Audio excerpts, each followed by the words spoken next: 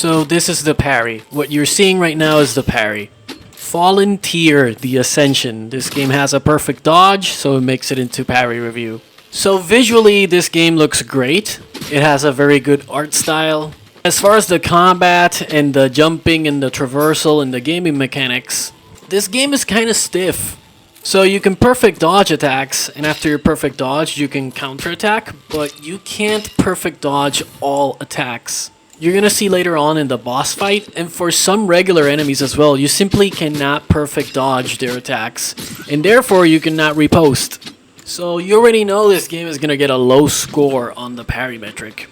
Let's give it a 4 out of 10 on the parry metric because it does have a parry, and when you can pull off the perfect dodge followed by the riposte, it looks pretty cool. But you can rarely ever do it, so what's the point? Then the traversal is stiff, very stiff as well.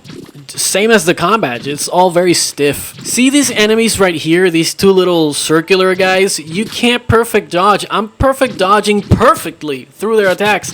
Doesn't register. Doesn't register. Maybe I'm doing something wrong, but either way, it's just, this is not proper game design. This boss as well, this blue guy, this blue boss right here, you can't perfect dodge any. You can dodge his attacks and you won't take any damage, but you cannot perfect dodge, therefore you cannot activate the counterattack.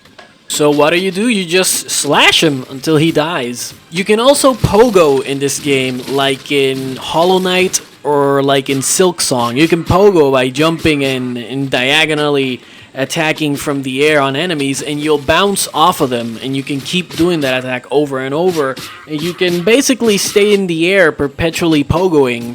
But the problem is, again, it's all so stiff that you're barely ever gonna find a good excuse to do the infinite pogo.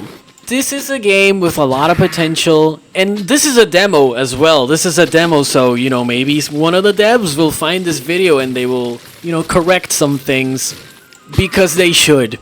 As you saw in the beginning of the video, I did like a perfect dodge and then the counterattack, and the counterattack hit an enemy that was way outside of the range. But somehow the enemy still took damage and it still died. So I don't know, maybe the counterattack deals both increased damage and has increased range somehow. See, that's the counterattack right there. That was the counterattack. So 4 out of 10 on the parry metric, and on the fun and enjoyment scale, let's give it a 5 out of 10 on the fun and enjoyment scale.